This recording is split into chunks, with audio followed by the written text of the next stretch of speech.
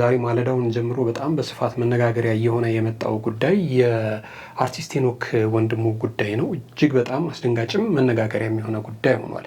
እንግዲህ አርቲስት ሄኖክን ስታውቁት ይህንን ይመስል ነበር ትክክለኛ መልኩ። አሁን ግን ከ3 ዓመታት በፊት በህዝብ መዋጮ ይሰራል ብሎ ላስበው ፈረጃ ለተሰኘ ፊልም እየከፈለ ያለው ዋጋና አሁን ያለበት ሁኔታ ብዙዎችን አስደንግጧል። የእውነት ሄኖክ ወንድሙ ለዚህ ፊልም ሲል ዋጋ ከፍሎ ራሱ እንዲከሳ ብሎ ነው ወይንስ ደግሞ ታሙ ነው የሚልም ጥያቄ የሚያነሱና ደግሞ በዚህም ጉዳይ ላይ የደነገጡ ሰዎች አሉ። ይህንንም ጉዳይ በተመለከተ በዝርዝር የምንነግራቸው ጉዳይ ይሆናል። ዛሬ ማለዳውን የተሰማው መረጃ እጅግ በጣም ልብ የሚሰብር ጉዳይ ሆኗል። የረጅም ርቀት ሯጭ ሆነችውና የኢትዮጵያን ስም በተለያዩ መድረኮች ላይ ስታስነሳ የነበረችው አትሌት የብርጓል መለሰ ዛሬ ማለዳውን በጃልሜዳ ልምምድ እያደረገች ባለችበት ሰዓት በድንገት ሕይወቷ አልፏል። ይህ በጣም ብዙዎችን ያስደነገጠ ጉዳይ ሆኗል። ይህ ክስተት ብዙዎችን ያስደነገጠ ጉዳይ ሆኗል። ምንድነው የተፈጠረው? ይህንን ጉዳይ በዝርዝር የምንነግራችሁ ይሆናል። አብራችሁን ከቆያችሁ ከዚሁ ጋር ተያይዞም የአትሌቲክስ ፌዴሬሽን ያወጣው የሀዘን መግለጫ አለ። እሱንም እናስደምጣችሁ ይሆናል። በሌላ መልኩ ከፊንቴክ ኢንቨስትመንት ግሩፕ ጋር ተያይዞ ታስረው የነበሩ በኢትዮጵያ ኪነ ጥበብ ኢንዱስትሪ ውስጥ ከፍተኛ ቦታ የነበራቸው ተዋንያን በትላንትናው ዕለት ከ400 እስከ 500 ሺህ ብር በሚደርስ ዋስ መለቀቃቸው ይታወቃል። ከነሱ መካከል ግን ቲክቶከሩ መንሱር ጀማል አልተለቀቀም። ትላንትና ፍርድ ቤት ቀርቦ ነበር። የትላንትናውንም የፍርድ ቤት ውሎ ከመንሱር ጀማል ጋር ተያይዞ የምንነግራቸው ጉዳይ ይሆናል። ሰላም የምንወዳችሁና የምናከብራችሁ የጊዜ ሚዲያ ቤተሰቦች እንዴት አላችሁ? በያላችሁበት የዓለም ጫፍ በያላችሁበት የሀገር ጥግ ሁሉ ሰላም፣ ፍቅር፣ ጤና ትሆኑ ዘንድ ዘወትር ምኞታችን ነው። እስከ ፕሮግራማችን ፍጻሜ ድረስ አብራችሁን ቆዩና መሰናዷችንን ተከታተሉልን። በቆይታችሁ ታዲያ ጊዜ ሚዲያን አንድ ጊዜ ሰብስክራይብ ታደርጉ ዘንድ ከወዲሁ በትህትና ጠየቅን። ክበሩልን።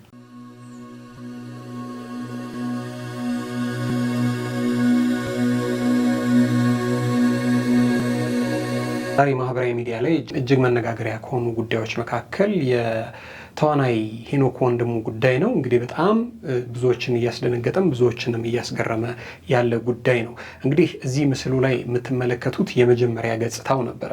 ዛሬ ማለዳውን ግን እሱ በፌስቡክ ገጹ ላይ ከለቀቀው ቪዲዮ ላይ የተወሰደው ፎቶ ግን ይህንን ይመስል ነበር። ታዲያ በጣም ብዙዎች ይህንን ከተመለከቱ በኋላ ገሚሶቹ ጉዳዩን የሚያውቁ ለፈረጃ ፊልም እንግዲህ በዚህ ልክ ዋጋ መክፈሉ ነው፣ ሌሎች ደግሞ ሄኖክ ወንድሙ ምን ሆነ ነው ታሙ ነው ወይንስ ምንድነው የሚል በጣም ከፍተኛ የሆነ ድንጋጤ ፈጥሮባቸው ነበረ። ነገሩ የሆነው እንግዲህ ሁላችሁም እንደምታውቁት ከ3 ዓመታት በፊት ፈረጃ የተሰኘ ፊልም በህዝብ ርብርብ ሊሰራ እንደሆነ ተናግሮ ነበረ። የፊልም አፍቃሪው እንግዲህ እያንዳንዱ 5 ብር ካዋጣለት ፈረጃ የተሰኘ ፊልም ሊሰራ እንደሆነ ተናግሮ ነበር። በዚህም ታዲያ በጣም ብዙዎች ሀሳቡን ወደውለት አድንቀውለት በኢትዮጵያ የፊልም ኢንዱስትሪ ውስጥም የመጀመሪያው ነው የተባለለትን ይህንን ፈረጃ የተሰኘ በህዝብ መዋጮ የሚሰራ ፊልም እንዲሰራ ድጋፋቸውን ሲሰጡት ነበር። ታዲያ ከዚህ ፊልም ጋር ተያይዞ ሄኖክ ወንድሙ እጅግ በጣም ብዙ መከራ ስቃይ በልቷል። የመጀመሪያው ትልቁ ነገር እንግዲህ ጊዜ ሄዶ ጊዜ በመጣ ቁጥር ፊልሙ መቼ ነው የሚሰራው ብራችንን በላ ብለው በብዙ መልኩ ስሙን የሚያነሱት አሉ። እሱ ግን ወደ 3.2 ሚሊዮን ብር አካባቢ ከፊልም ወዳጅ ቤተሰቦች እንደተሰበሰበና ግን ደግሞ ያ ነገር እንዳልበቃው ተነግሯል። በእርግጥ ፊልሙ ያልቃል ተብሎ በተባለለት ሰዓት አይደለም እያለቀ ያለው። ለዚህም እንግዲህ ምን እንደሆነ እሱ በተለያየ ጊዜ በሰጣቸው ኢንተርቪዎች ለምን ፊልሙ እንደዘገየ ተናግሯል። ዛሬ ማህበራዊ ሚዲያ ላይ ወጥቶ ግን በጣም ብዙዎችን ያስገረመው ጉዳይ እዚህ አሁን የምትመለከቱት ቪዲዮ ነው። ይሄ ቪዲዮ የተለቀቀው ፈረጃ ፊልምን ቀርጾ ሲያጠናቅቁ የመጨረሻውን ትዕይንት ቀርጾ እሱ በማህበራዊ ሚዲያው ላይ የለቀቀው ነው። እሱም ቪዲዮ መጀመሪያ እንመልከተው እስኪ። በርትተናል፣ ጎብዘናል። 3 ዓመት ሙሉ መከራ ይበላል። በዚህ ወዳቸዋለሁ፣ አከብራቸዋለሁ። የምሬ ነው። ስለታገሳችሁ በጣም አመሰግናለሁ።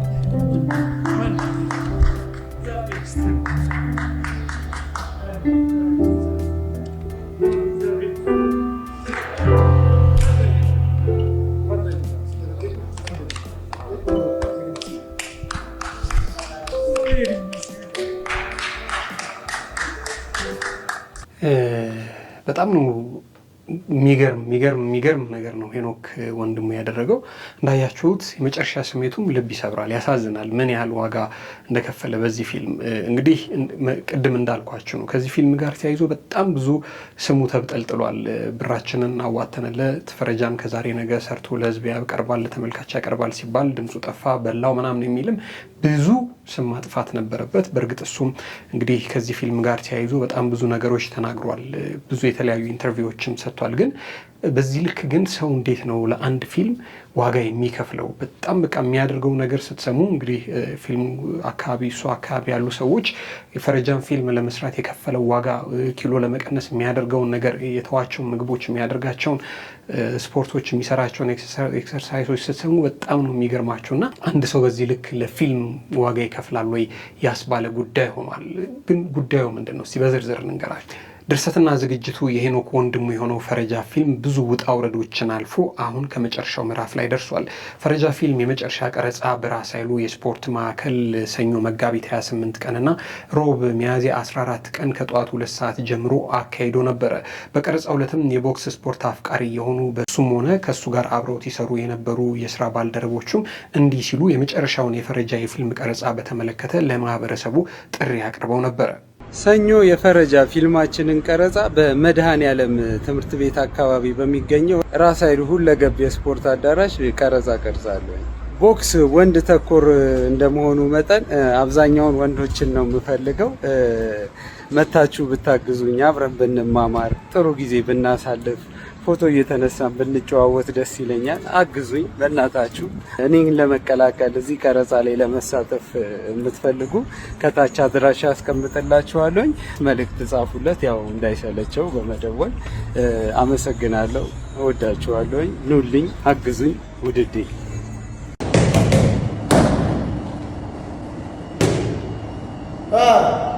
ፊልም የምትወዱ የምታከብሩ ሰዎች ኑና ይሄንን እናግዘው። የመጨረሻ የፈረጃ ቀረጻ ሮብ ከጠዋቱ 3 ሰዓት ጀምሮ ጥቁር አንበሳ ድላችንና ሳይንስ ሙዚየም እዛ 3 ሰዓት ጀምሮ ቀረጻ ይካሄዳል። ለምትመጡ እናመሰግናለን። በኢትዮጵያ የፊልም ኢንዱስትሪ ታሪክ ውስጥ ለመጀመሪያ ጊዜ አንድ የፊልም አፍቃሪ የሆነ ተመልካች 5 ብር ብቻ እንዲያዋጣ በማድረግ የፊልሙን ሙሉ ወጪ ለመሸፈን አቅዶ ከዓመታት በፊት ለሕዝብ ጥሪ አስተላልፎ የነበረውና ፍልውሃ አካባቢ ተወልዶ ያደገው ሄኖክ ወንድሙ 3.2 ሚሊዮን ብር የሚሆን ገንዘብ ፊልም ወዳዱን ማህበረሰብ ጥሪውን ተቀብሎ እንዲያዋጣለት አድርጎ ነበር።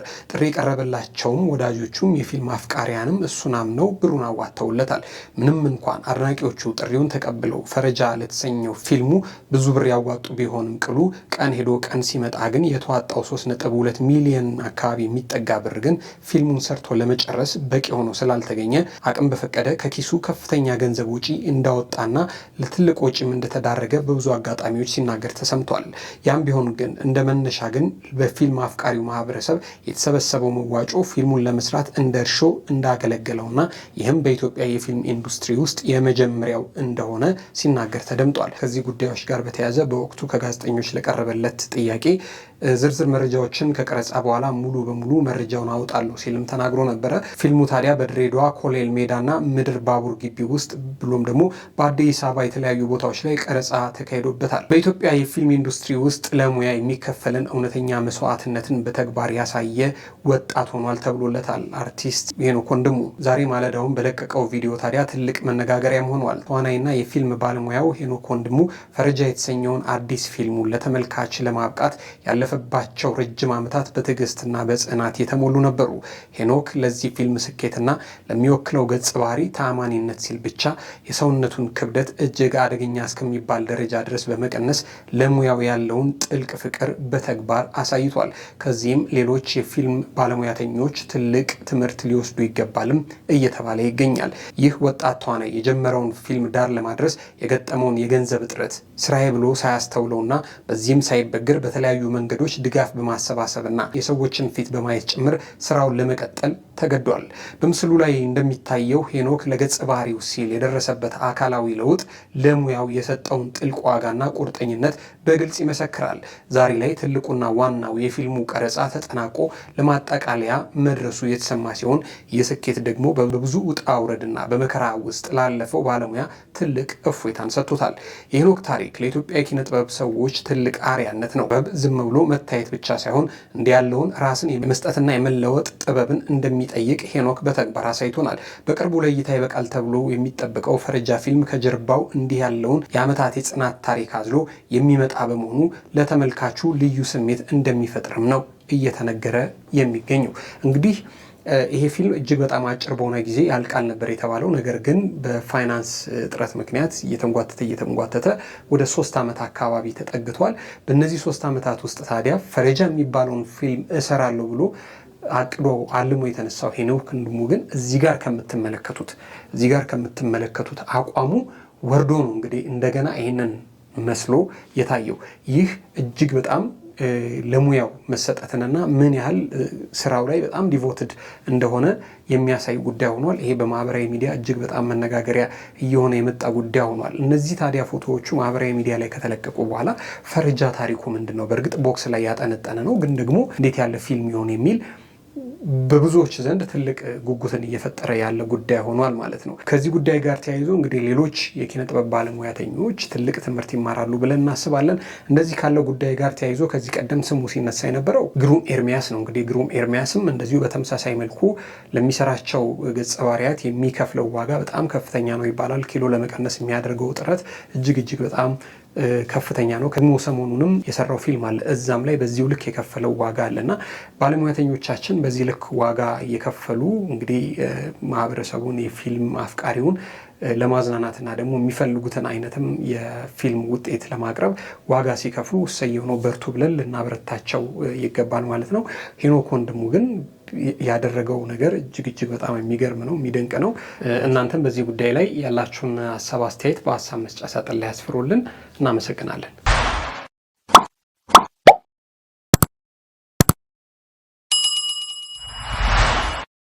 ዛሬ ማለዳውን ጀምሮ በማህበራዊ ሚዲያ ላይ እየተሰራጨ ያለው የዚች አንጋፋ አትሌት ህልፈት በጣም ብዙዎችን ያስደነገጠ ጉዳይ ሆኗል። እንደ ወትሮው ሀገር ሰላም ብላ ወጥታ የልምድ ልብሷን ለብሳ እንግዲህ ልምድ እየሰራችበት ባለበት ሰዓት ነው እንግዲህ እዚችው ጃን ሜዳ ህይወቷ በድንገት ያለፈው። ይህንን ጉዳይ በተመለከተ ያለውን መረጃ እንገራችሁ። ኢትዮጵያዊቷ የረጅም ርቀት አትሌት የብርጓል መለሰ ከዚህ ዓለም በሞት የተለየችው ዛሬ ማለዳውን ነው። በሀገራችን የማራቶንና የግማሽ ማራቶን ውድድሮች ስሟ በጉልህ የሚነሳው ስኬታማዋ አትሌት የብርጓል መለሰ በዛሬው ዕለት በድንገት ከዚህ ዓለም በሞት መለየቷ ተሰምቷል።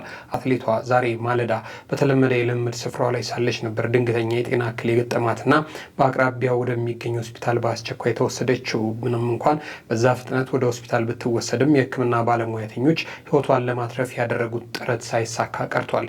አትሌት የብርጓል መለሰ በስፖርታዊ ህይወቷ ለሀገሯ በርካታ ድሎችን ያስመዘገበች ብርቱ ስፖርተኛ ነበረች። ከስኬቶቿ መካከል ታዲያ ጥቂቶቹን እንኳን እንጥቀስ ብንል በ2015 ዓ.ም በመላው አፍሪካ ጨዋታ በግማሽ ማራቶን የነሐስ ሜዳሊያ አምጥታለች። በ2015ም በታዋቂው የቺካጎ ማራቶን የብር ሜዳሊያ አሸናፊ ሆናለች። የሻንጋይ ፕራግና ሁስተን ማራቶንም እንዲሁ ባለድል ነች። የፓሪስ ግማሽ ማራቶንንም ለሁለተኛ ጊዜ እንዲሁ አሸንፋለች። የሊዝበን ግማሽ ማራቶንንም በበላይነት ያጠናቀቀችና የሀገሯንም ስም ከፍ አድርጋ ያስጠራች አትሌት ነበረች። የ36 ዓመቷ አትሌት የብርጓል ከ2 ሳምንታት በኋላ በካናዳ በሚካሄደው የኦቶዋ ማራቶን ላይ ለመሳተፍ ከፍተኛ ዝግጅት እያደረገች በነበረችበት ሰዓት ነው እንግዲህ ዛሬ ማለዳውን እንደዚህ ያለው እክል የገጠማትና ከዚህ ዓለም ድካም ያረፈች ማለት። አትሌቷ ባለትዳርና የ2 ልጆች እናት ነበረች። በአደጋዋ እንግዲህ ቤተሰቦቿ ባያሌው ነው የደነገጡት። ሀገር ሰላም ብላ ወጥታ ትሬኒንግ ላድርግ ብላ የነበረች ሰው ድንገት ወድቃ ህይወቷ አለፈ ብሎ ማለት ለቤተሰብ እጅግ በጣም አስደንጋጭ ነው። ለቤተሰብም ብቻ አይደለም፣ ኢትዮጵያም እንደ ሀገር የምትከስርባት ሰው ነው የሆነችው። ከዚህ ጉዳይ ጋር ተያይዞ እንግዲህ ከዚህ ጉዳይም ጋር ተያይዞ የአትሌቲክስ ፌዴሬሽንም መግለጫ አውጥቷል። የኢትዮጵያ አትሌቲክስ ፌዴሬሽን ያወጣው መግለጫ እንደዚህ ይላል። ጀግናዋ የረጅም ርቀት አትሌት የብርጓል መለሰ በመደበኛ ልምምድ ላይ ያለች አስደንጋጭና ድንገተኛ ህልፈት ህይወት ዛሬ በጠዋት ተሰምቷል። አትሌት የብርጓል በተለያዩ ውድድሮች ኢትዮጵያን በመወከል የተሳተፈች ሲሆን እንደ አውሮፓውያን አቆጣጠር በ2015 በኮንጎ ብራዛቪል በተካሄደው የመላው አፍሪካ ጨዋታ ሀገሯን ወክላ በግማሽ ማራቶን ውድድር የነሐስ ሜዳሊያ ያመጣች እጅግ ብርቱና ጀግና አትሌት ነች። ኢትዮጵያን በዓለም አቀፍ የጎዳና ላይ ስታስጠራ በ2015 የቺካጎ ማራቶንም እንዲሁ የብር ሜዳሊያ ባለቤት፣ የሻንጋይ ፕራግ እና ሃውስተን ማራቶንም እንዲሁ አሸናፊና የፓሪስ ግማሽ ማራቶን ሁለተኛ ጊዜ ያሸነፈችና የሊዝበን ግማሽ ማራቶንም አሸናፊ ነበረች። ታዲያ በካናዳ በሚካሄደው የኦቶዋ ማራቶን ለመሳተፍ ዝግጅት ስታደርግ የነበረችው ጀግናዋ አትሌት የብርጓል መለሰ ዛሬ ጠዋት በድንገት ህይወቷ ማለፏን ሰምተናል። የኢትዮጵያ አትሌቲክስ ፌዴሬሽንም በጀግናዋ አትሌት ድንገተኛ ህልፈት ህይወት የተሰማውን ቤተሰቧ፣ ለወዳጇና ለአድናቂዎቿ እንዲሁም ደግሞ ለመላው የስፖርት ቤተሰብ መጽናናትን እንመኛለን ሲል የኢትዮጵያ አትሌቲክስ ፌዴሬሽን ከአትሌቷ ህልፈት ጋር ተያይዞ የተሰማውን የሀዘን መግለጫ ገልጿል።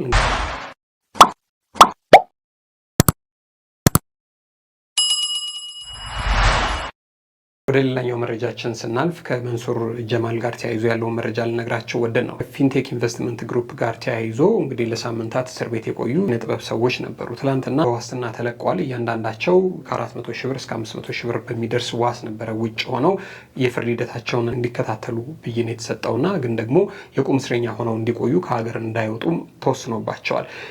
በልዩነት ግን የቲክቶከሩ መንሱር ጀማል ግን ዋስትናው ተከልክሎ እስር ቤት ቆይቷል። ታዲያ ከዚህ ጉዳይ ጋር ተያይዞ ትላንትና ችሎት ቀርቦ ነበረ። በመንሱር ጀማል ላይ ታዲያ እንግዲህ ለሌላ ቀን ለግንቦት 10 ተለዋጭ ቀጠሮ ተሰጥቶበታል።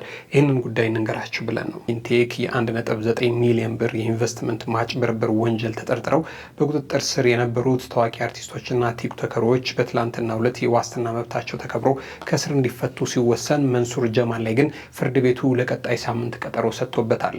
ጠዋት በዋለው ችሎት በመንሱር ጀማል ላይ አቃቤ ሕግ ባቀረበው መቃወሚያ ላይ ውሳኔ ለመስጠት ለ8 ሰዓት ተቀጥሮ የነበረ ሲሆን ተከሳሹ በድጋሜ ከሰዓት ፍርድ ቤት ቀርቧል። ፍርድ ቤቱ የቀረበውን መቃወሚያ መርምሮ ውሳኔ ለመስጠት ለግንቦት 10 ቀን 2018 ዓመተ ምህረት ተለዋጭ ቀጠሮ ሰጥቶበታል። በዚህ መሰረት መንሱር ጀማል እስከ ግንቦት 10 ቀን ድረስ በእስር ላይ ሆኖ ውሳኔውን እንደሚጠብቅ ታውቋል። ታዲያ በትናንትናው ዕለት በዋስ እንዲፈቱ የተወሰነላቸው ለተጠርጣሪዎች ፍርድ ቤቱ በውጭ ሆነው ጉዳያቸውን እንዲከታተሉ በዝግ ችሎት ፈቅዶላቸዋል። በዚህ መሰረት አርቲስት ሰራዊት ፍቅሬ፣ ሰለሞን ቦጋለ፣ ይገረም ደጀኔና ዳንኤል ተገኝ እያንዳንዳቸው በ500 ሺህ ብር ዋስትና እንዲፈቱ ተደርገዋል። ከዚህ ጋር ተያይዞ ፕሮሞተርና ጋዜጠኛ አብርሃም ግዛውና ካሊድ ናስር በ400 ሺህ ብር ዋስ እንዲፈቱ ተወስኗል። ሁሉም ተጠርጣሪዎች ታዲያ ከሀገር እንዳይወጡ እገዳ የተጣለባቸው ሲሆን የዋስትና ገንዘቡን በማስያዝ ከእስር እንደተፈቱም ሊታወቅ ችሏል።